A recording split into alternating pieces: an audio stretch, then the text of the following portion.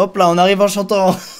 Écoutez-moi bien, n'avez-vous jamais pris une mauvaise décision au cours de votre vie, dont la conséquence fut un énorme bourbier? Bien sûr que si. Aujourd'hui, je vais vous présenter le champion du monde de cette situation, Rig Spires. Suite à des mauvais calculs, ce gars ne prend que des mauvaises décisions. Il va se retrouver dans le plus gros bourbier de sa vie. Le mec va rester enfermé dans une minuscule boîte pendant des dizaines et des dizaines d'heures dans la soute d'un avion de ligne. Miraculeusement, ça va plutôt bien se passer. Vous allez voir qu'il va frôler des catastrophes absolues. Et derrière, ça va carrément devenir une mini vedette dans son pays, l'Australie. Et surtout, ça va lui donner plus tard une idée de carrière très étonnante. J'en dis pas plus. Après, vous allez voir, vous allez relativiser sur les bourbiers dans lesquels vous vous êtes retrouvé après avoir misplay des décisions. Lui, c'est le champion, vous allez voir, je vous mens pas. Notre ami Rig, né en Australie le 14 décembre 1941. Il grandit à Adélaïde. Il grandit à Adélaïde. Et il va très vite s'intéresser au sport. Pourquoi? Parce qu'il fait 2 mètres. Voilà.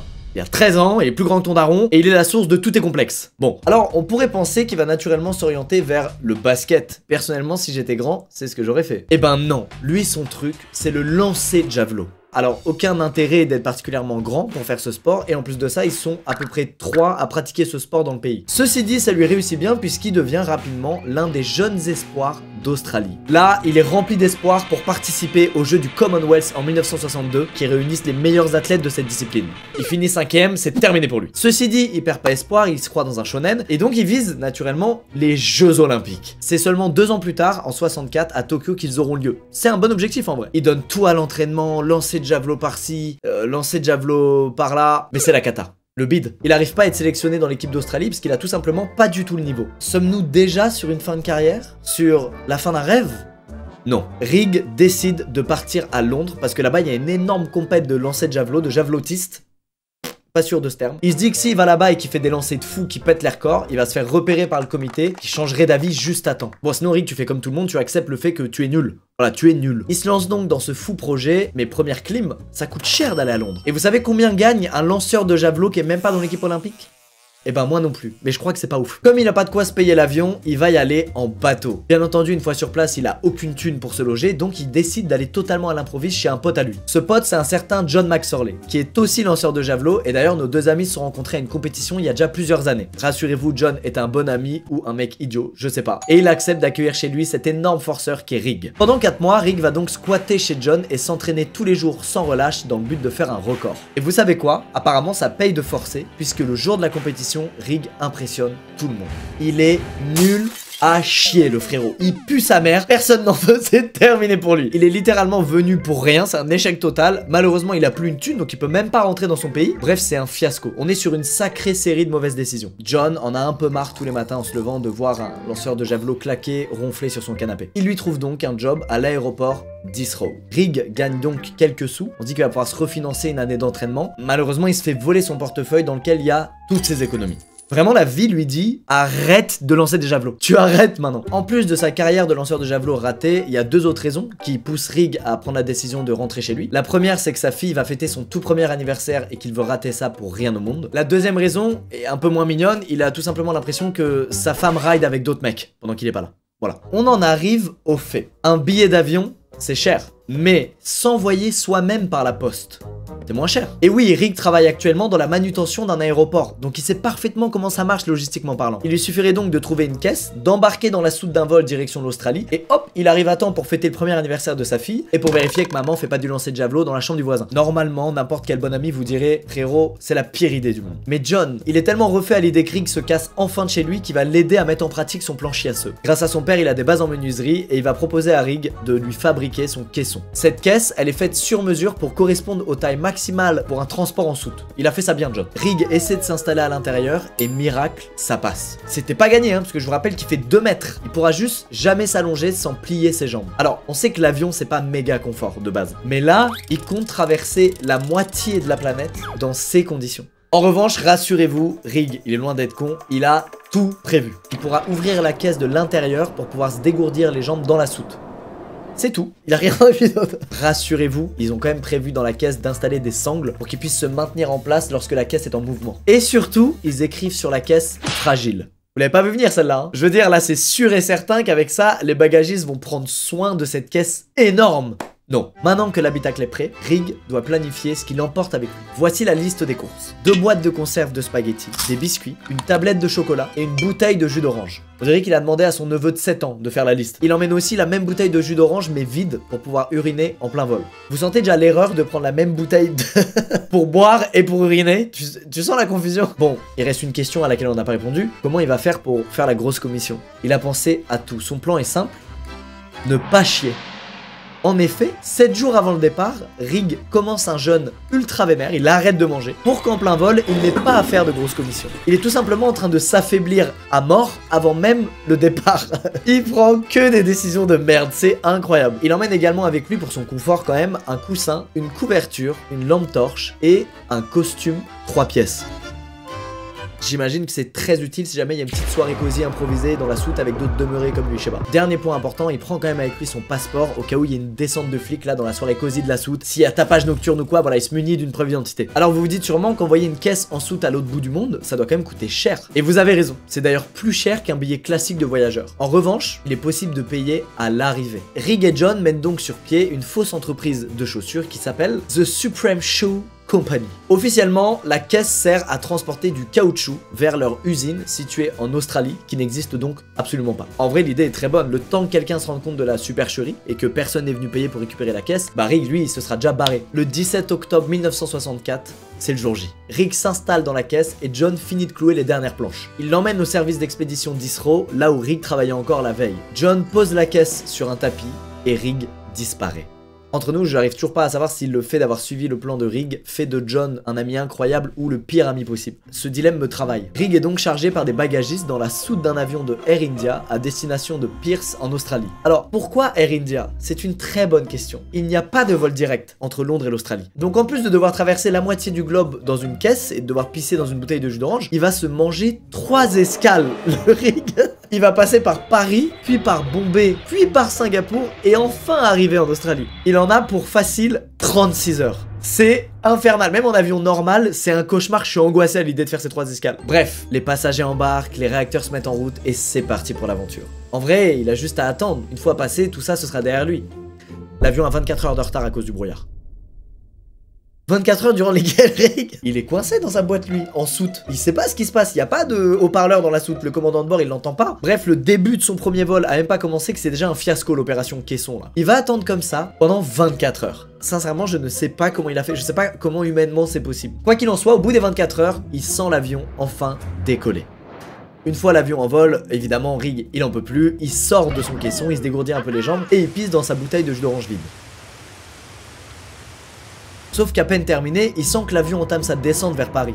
Il se précipite à l'intérieur, mais dans la panique, il oublie sa bouteille remplie d'urine qui est posée fièrement sur le toit de son caisson. L'avion arrive donc à Paris sans souci, les bagagistes rentrent dans la soute, et quelle fut leur surprise de voir une belle bouteille de pisse posée sur une caisse. Évidemment, on se dit que c'est la fin, que les Français vont cramer qu'il y a un truc qui va pas, et qu'ils vont découvrir un grand gaillard de 2 mètres bloqué dans sa caisse. Et ben heureusement pour Rig, notre rivalité légendaire avec les Anglais va lui sauver les fesses. Les bagagistes français pensent que c'est juste un prank de leurs collègues anglais. Eh les gars, si on laissait une bouteille remplie de pisse dans la soute là pour les FR, escargot, baguette, ah. Et là Rig, il a un petit cours de français, il apprend toutes les insultes de la langue française en entendant les FR rager sur les bagagistes anglais. Nom de Dieu, de putain de bordel de merde, de saloperie, de connard.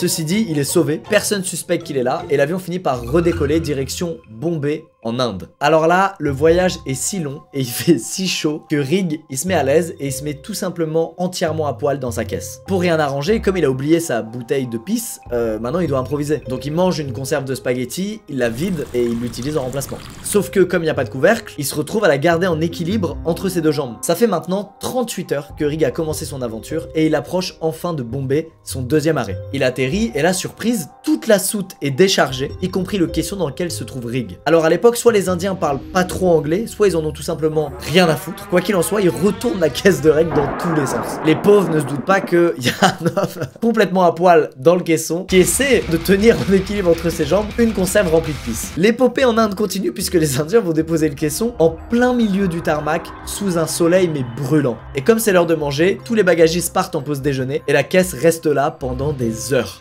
C'est encore long. La caisse est donc chargée dans un nouvel avion pour la suite du voyage, direction cette fois Singapour. Rig, qui vient de sortir de son caisson pour se dégourdir les jambes, constate que l'appareil se met à trembler dans tous les sens. Du coup, il y a plein de valises et d'autres caisses qui se mettent à voler dans tous les sens, dans la soute, et il s'en prend plein la gueule, le Rig. En tout cas, c'est pendant ce vol que son corps le lâche et surtout son cerveau qui disjoncte. Il fait plein de rêves chelous et il arrive plus trop à dissocier le réel de l'irréel. Quoi qu'il en soit, ça y est, Rig n'a jamais été aussi proche de son but, l'Australie. À peine atterri, il entend l'accent australien qui lui avait tant manqué. Oui, parce que les bagagistes, en voyant la caisse, lâchent leurs meilleures insultes. Ils pètent les plombs et se demandent qui transporte des trucs aussi lourds et chiants. Les bagagistes emmènent le caisson dans un hangar géant qui ferme pour la nuit. Rig attend patiemment qu'il n'y ait plus de bruit autour de la caisse, et puis il sort. Avant même de vouloir sortir de l'aéroport, son but, surtout, c'est de trouver à boire. Il est déshydraté de malade. Tout ce que Rig va trouver à boire ce jour-là, c'est une caisse de bière. Malheureusement pour lui, il ne boit pas d'alcool. Il va quand même s'enfiler 3 bières cul sec, ce qui fait que tout de suite, il va se rendormir. Il s'est mis une énorme mine juste en voulant se désaltérer. Heureusement, il reprend ses esprits avant la fin de la nuit et il réussit à localiser une pince qui lui permet de faire sauter le gros verrou du hangar. Il enfile alors son costume 3 pièces, tel James Bond. D'après lui, pour avoir l'air cool, moi je pense que c'est surtout parce qu'il puait la pisse. La dernière épreuve, c'est la douane. Il tente de la passer comme tout le monde, en se présentant avec son passeport, et ça passe. Écoutez, visiblement le niveau de sécurité est proche de 0. Ça dérange personne de voir un gars se pointer au truc, mais qui n'est pas sur la liste des voyageurs. Quoi qu'il en soit, ça y est, Rig est vivant, libre et chez lui. Enfin, presque chez lui. Il lui reste encore 2500 km à faire pour rejoindre sa ville, Adelaide. Alors pour les 2500 km restants, pas question de se foutre dans une caisse et tout, il va faire la bonne vieille technique du stop. Mais pas le stop comme vous et moi, le stop de méga forceur. Il se met en plein milieu de la route avec son pouce en l'air, donc forcément il y a des voitures qui s'arrêtent, sinon elles l'écrasent. Et là il dégaine son meilleur sourire tout en ouvrant la porte passager et en disant « Merci de t'être arrêté, c'est trop sympa !» Alors j'appelle ça plutôt une prise d'otage, mais ça passe. Rig parvient enfin à rentrer chez lui sain et sauf. Il retrouve sa fille, avec qui il peut fêter son anniversaire. Il retrouve sa femme, qui ne jouait pas avec le javelot du voisin. Je sais que ça vous travaillait depuis tout ce temps. L'histoire pourrait s'arrêter là, mais non, il y a encore des pages. Ça fait 3 jours qu'un certain John est mort d'inquiétude pour son ami. Puisque Rig, en arrivant à destination, oublie de faire le seul truc qu'il a à faire, c'est-à-dire passer un coup de fil à John. Fils de chien, il lui donne 0 news. Bref, après plusieurs jours, John il est mort d'inquiétude, il se dit putain, il lui est peut-être arrivé une dinguerie, il est peut-être même mort dans sa caisse. Le con. Il est pris de panique et il fait donc le truc le plus logique à faire dans cette situation, appeler les secours.